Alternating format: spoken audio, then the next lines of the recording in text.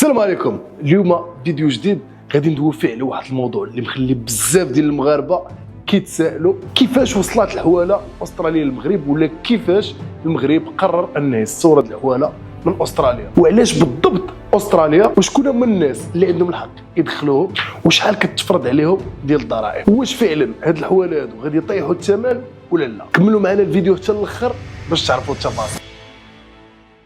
في عام 1788 وصلوا المستوطنين البريطانيين الاوائل استراليا، ومعاهم عدد قليل ديال الحوار. في الاول كانت تحديات كثيره، منها الجفاف، قله المياه، والاراضي اللي ما كانت صالحه للرعي. ولكن مع الوقت بداو المربيين كيطوروا طرق جديده للتربيه، واختاروا سلالات قويه بحال الميرينو. وهذا الميرينو هذا اختاروه بالضبط حيث هو كيقدر انه يتادابتا مع الجو ديال استراليا، وكيعطي الصوف بجوده عاليه. اليوم استراليا ولات ما بين اكبر مصدرين ديال المواشي في العالم. جيت وجابك عارف. الور علاش اختارينا اننا نستوردوا الحواله من استراليا، مع العلم ان المغرب واحد البلاد اللي هي معروفه بالتربيه ديال الاغنام، واللي عندنا زعما واحد التاريخ كبير مع التربيه ديال الاغنام وبزاف ديال السلالات. من بعد هاد السنين ديال الجفاف اللي دوزنا ما بقيناش كنقدروا اننا نوفروا هذاك الكونتيتي ديال الحواله اللي غادي تكفى المغاربه كاملين، وبالاخص في عيد الاضحى. هذا الشيء اللي خلى الحكومه المغربيه كتقرر انها تستورد 100,000 راس ومن استراليا. دابا غنجيو غنهضروا على السوجي ديال كيفاش كتتم عمليه ديال الاستيراد ديال هذه الحواله. الاستيراد ديال الحواله بالضبط كيمر بزاف ديال المراحل، واللي كتكون مراحل صارمه. اول حاجه هي الاختيار ديال المواشي. المواشي خاصها تكون بيان سور بصحه جيده، وخاصها تكون خاليه من الامراض، وكتحترم المعايير البيطريه الدوليه. ثاني حاجه الحجر الصحي اللي كدوز فيه المواشي في واحد الفحص شامل باش نتاكدوا ان هاد المواشي هادو خاليه من الامراض. ثالث حاجه الشحن. دابا غنجيو ملي كتوصل الحواله للمغرب. ملي كتوصل الحواله للمغرب بيان سور كيتعاود الفحص عن طريق الحكومه المغربيه، اللي كيتاكدوا بان فريمون هذاك التقرير اللي جا من البلاد اللي تصدروا منهم الحواله راه مطابق للفحص ديالها. دابا غنجيو في شكون اللي عنده الحق انه يستورد هاد الحواله هذا. بيان سور ماشي اي واحد عنده الحق انه امبورتي الحواله، حيت المستورد ديال هاد الحواله خاصو ضروري يتوفروا فيه واحد الشروط. اول حاجه خاصها تكون عنده رخصه استيراد اللي كتخاد من وزاره الفلاحه. يعني المستورد خاصو يتوفروا فيه واحد الشروط.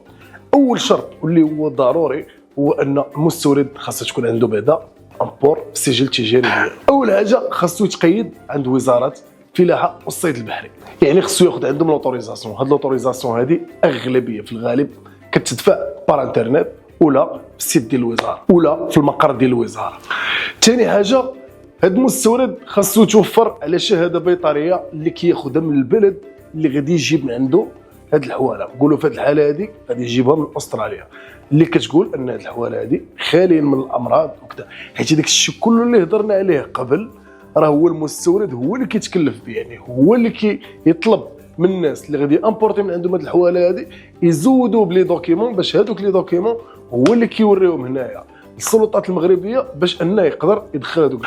ثالث حاجه التصريح الجمركي اللي هو بيان سور كيتخاد من عند الديوانه باش يقدر انه يخرج هاد الحواله. دابا غادي نجيو غنهضروا على الضرائب والتكاليف اللي كتخلصهم باش انك تدخل حوالين المغرب.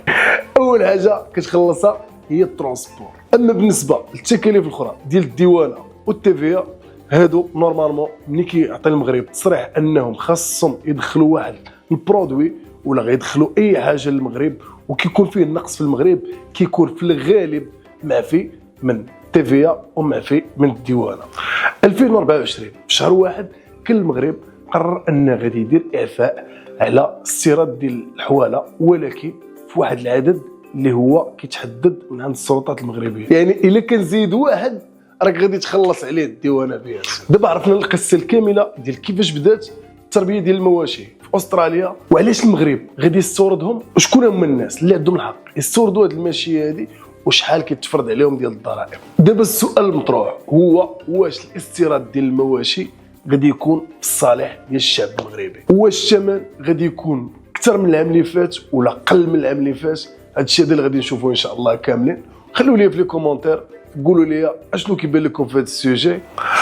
نسيت ما قلتش لكم، الا كنتي مهتم بالدومين ديال الاستيراد ولا البيزنس لونتربرونيا اون جينيرال، كرياسيون ديال لونتربريز، الاي كوميرس، بزاف ديال المواضيع. راه عندنا واحد الكوميونيتي اللي فيها بنادم اللي تبارك الله واصل مزيان في الدومين، فيها دي ترانزيتير، فيها ترونسبورتور، فيها محامين، فيها طباء، تبارك الله الناس واعرين بزاف. كنديروا دي ميتاب سواء اونلاين ولا اوفلاين.